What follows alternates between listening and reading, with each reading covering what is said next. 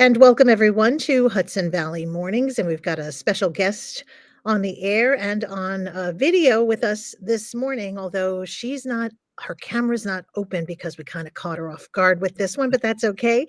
We'd love to hear from her. We've got Ulster County Executive Jen Metzger on the air with us this morning. Good morning, Jen. Good morning, Rose. And I promise I'll have my video up next time. This is new for this month.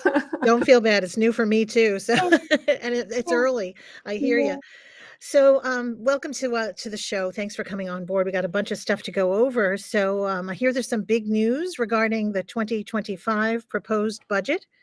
Yes, I have proposed the executive budget just very recently, a couple weeks ago, and that the budget process is a long one. We began working on the budget in June, I presented my executive budget. It's a $432 million budget to the legislature, and then in the coming months, it will be reviewed, discussed with the legislature, and then the final budget is adopted in December. The good news, there's lots of good news. The county is in a very strong financial position. We're every year the state comptroller rates the fiscal health of counties, and we have the lowest fiscal stress score you can possibly have of 0, Nice. which is great. That's great. And S&P just released its bond rating for our county. We have a AA rating again, so we're in a very good financial position. And the focus is on keeping it that way. So we have I've included a number of great initiatives. We can touch on a few of them this Yeah. morning, but also just looking to the long-term fiscal health of the county as well. So one of those, one initiative is focuses on our emergency management services. There's really, it's not just in Ulster County, but across the state and nationally, our emergency medical services are really in crisis in many places, just because for a long time they were volunteer, and it's just both a combination of cost and also recruitment has just created gaps in service. And while we have some robust services in many areas of Ulster County, we also have some gaps that we need to address. So I have introduced a package of initiatives to help bolster our services in our county, and make sure that when people call, an ambulance is there to respond. We're creating a new certification program. We're joining forces with SUNY Ulster to create a new EMS certification program. There's only one Hmm. program in Ulster County, and it's beyond capacity. They have to turn people away, and so we're applying to the state for certification. We're expanding incentives for men and women to complete the program and serve in the field. We're also creating a new grant program for our volunteer services so that they can purchase the equipment that they need, and just expanding training programs more generally. So this is an important focus, and we look forward to helping close the gaps. We're also supporting municipalities in joining forces together to create intermunicipal ambulance jurisdictions as well. So Is that where they would be combining, services from town to town? Is that what you mean? that's right. That's Mhm. right. Because it's really about the call volume, and it's a real challenge for some towns very rural towns that have of, low call volumes, it's just cost-wise, it doesn't pencil out, and those, certain communities are not being served. So by joining together in larger, multi, town, uh, service areas, it's just increases the efficiency and cost effectiveness of the service and makes it, just, more efficient to reach everyone in need. So, as far as the new EMS certification program that's being, suggested or, proposed, when do you think you'll know if that's gonna be able to happen?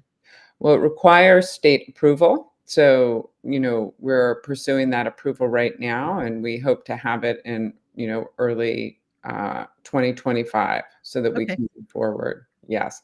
And we're also creating an enhanced training program similar to what we already have for fire in our emergency services department, just to keep our EMS volunteers just up to date in their training as well. Right. So we're working on this at all levels. That's wonderful. Is there anything else in the proposed budget that, you wanna let our listeners know about?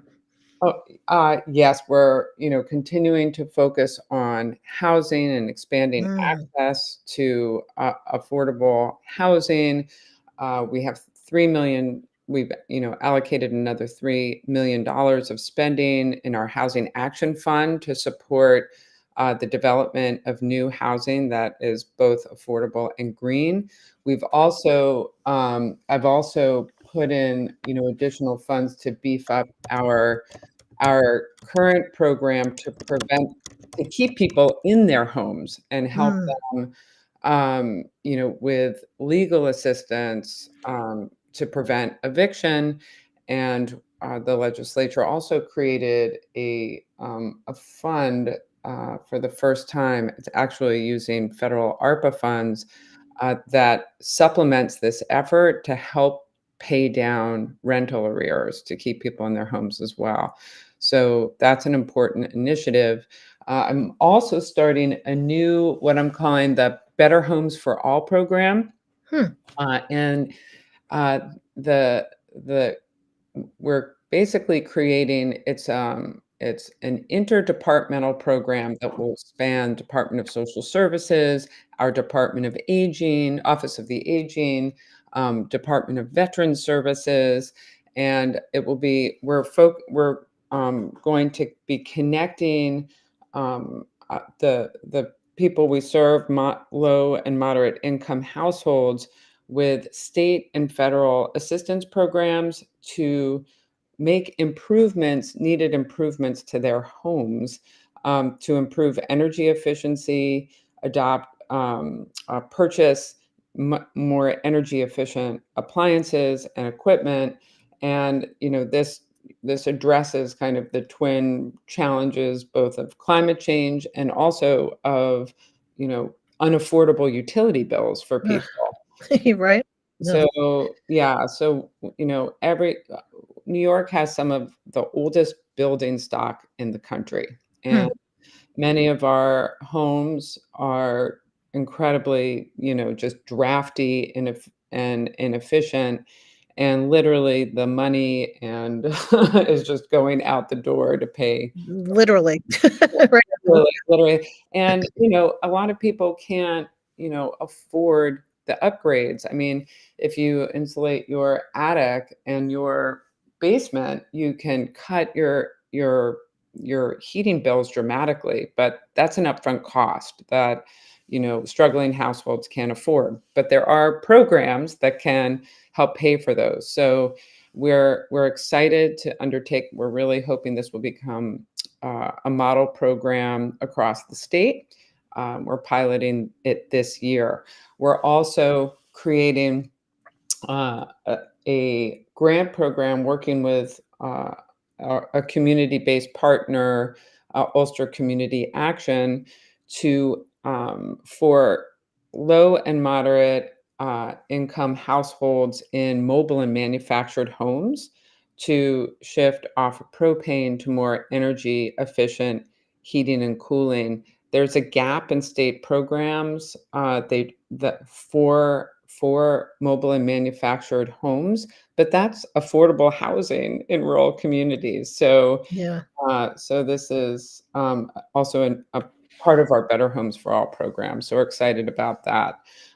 We're also creating a new program for veterans, and it's actually targeted to family members, caregivers of veterans, for whom there's not much in the way of state and federal support and assistance. They're often caring for both veterans and active duty service members, often, that are struggling with mental health issues and the like. So this will be a new peer support program. Will also provide, it will connect families with, available programs and assistance at the federal level as well. So this would help people be able to take care of their family members with some Exactly. sort of supplementation. Yeah, I read about that. That's terrific. Okay, great. That sounds wonderful, and you all can keep track of what's going on the website, which is, Ulster County, New York.gov, and then slash executive, executive, you'll find it. Just if you just Google it, you'll find it. But yeah. Yes, if you just Google 2025 Ulster County Executive Oh, Budget, you'll perfect. find it.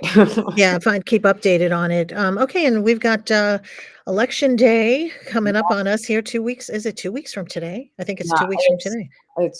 it's fast approaching, and of course, this is such an important election. And I want to just encourage voters to take advantage of early voting that starts this Saturday. And Rose, I know you have the list of locations. We have half a dozen early voting sites in Ulster County, and more people are taking advantage of it. It's just actually, when I was in the state senate, we this was something I helped pass, and it just makes it so much easier for people early voting because they can vote when they can. Exactly. Yeah, it's so much better.